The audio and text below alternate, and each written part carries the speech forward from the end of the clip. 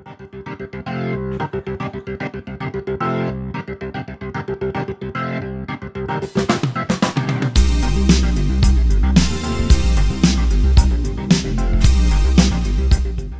everybody, welcome back. Perkman here again for another great product review. I was in this old kitchen the other day and I thought, you know what, I'd like to update this thing, get rid of this 4x4 ceramic tile, but I really don't want to have the big hassle of destroying my kitchen, one, and the big mess and time. So I went on Amazon.com, clicked around, and I found something I think you're going to like. These are the 12x12 peel and stick backsplash tiles from Art3d. Now they come in numerous styles and colors. Go on to Art3d.com and check out their full inventory. They got some really neat looking products. I'm going to attempt to transform this old outdated 4x4 ceramic tile into a work of art. Alright? Now, these were retailed for $25.99 on Amazon.com, like I said, and that's for a box of 6. Now 6 will do about 5.5 square feet, so that'll help you out there. And they're very flexible, very elegant, and I'm really curious to see how this is going to turn out. So let's get started. Now before we get started, I'm going to show you a list of everything you're going to need to make this project complete. Alright, number 1, a box cutter and or a pair of scissors for cutting. Okay. A straight edge, metal ruler, or a level. I prefer a level for this job myself, so we have a clean straight line. And of course a pencil for doing all your marking.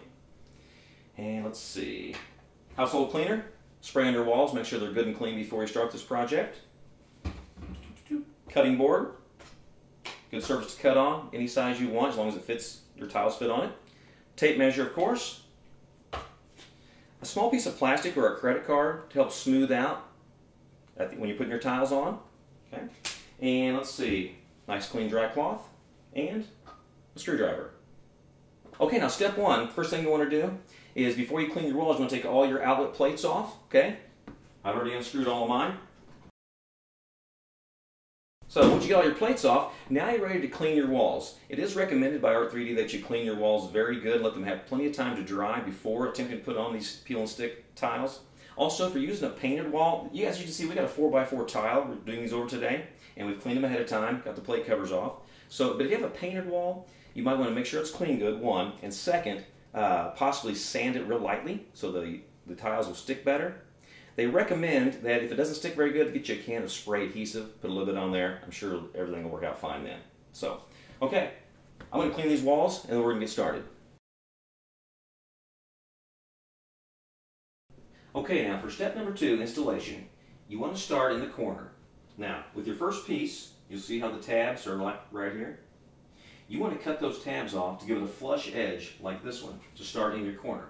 Because, you see how the tabs are right here? Your next piece, those tabs will fit right like that to complete your brick look. So that's really important. So our first step is to get our tape measure up. These are 12x12s, so we want to measure up 12 and then 12 a couple more spots.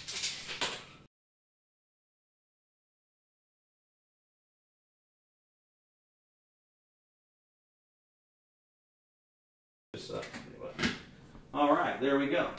Now, once you have your line established, put your square. We want to cut these tabs off like I mentioned. So we're going to line up with this, we're going to line up with the brick right here, these inside bricks with your straight edge. Right on that line. And take your box cutter or your scissors, whichever one you prefer.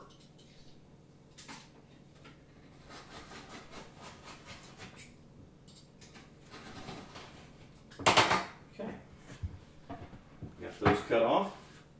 There's our first piece. Now,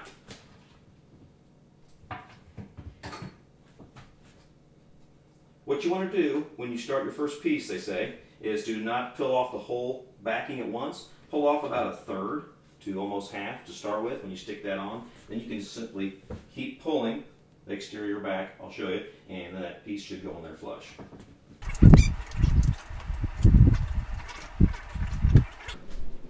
Okay, now don't forget to peel back a third or about a halfway when you start on your first one. So let's get started. Stick that right in the corner down there to start right there. Line up with your outline there. Simply put it down here on your edge.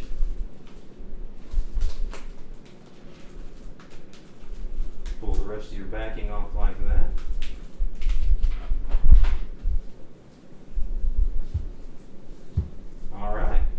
seems to have stuck really nice. It went down completely much flatter than I thought it would. And this still has the protective coating on the outside. So now you can peel that piece off and go with your next piece.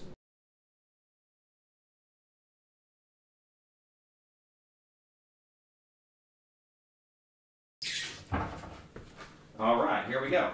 So now for our next piece, it should just lap right over on your spots. We'll go down here and we will make sure of that. Get this one tight. That looks pretty good.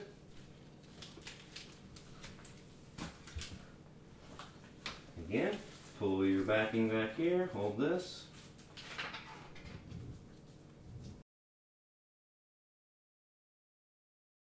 Go ahead and go with our third piece. We do have an outlet coming up, as you can see. First thing we're going to do, we're going to take a measurement.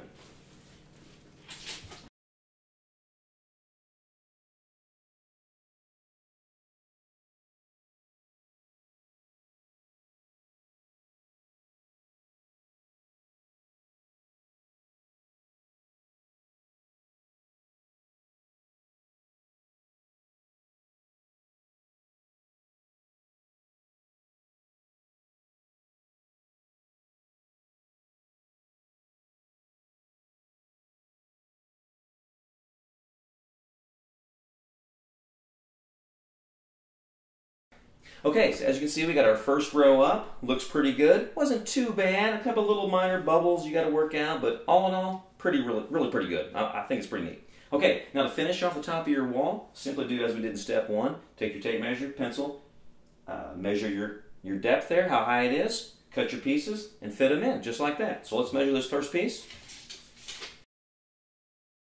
According to how square your cabinets are underneath there, you may have to do each individual piece. So just set your first one, probably cut each individual one. That way you can get your height just right up to your cabinet, okay? Whatever works out best for you in your kitchen.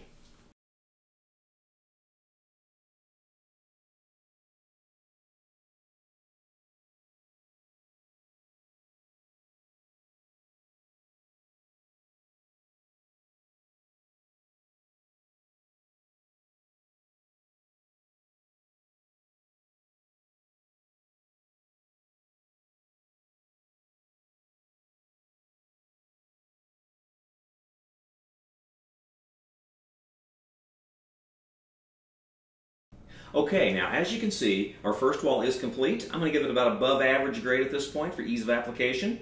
Now, we're going to finish these walls here and here. I went ahead and started these, and I also kind of started to get the adhesive where you just barely see it to make it a little easier and to save a little time. Now, we're going to finish these like I say, and now, hey, make sure at the end of the video you stay tuned for things we have learned segment. We're going to talk about what we learned from this product, and if it's a thumbs up, and if it really will save you time and money. So let's get started on the second wall.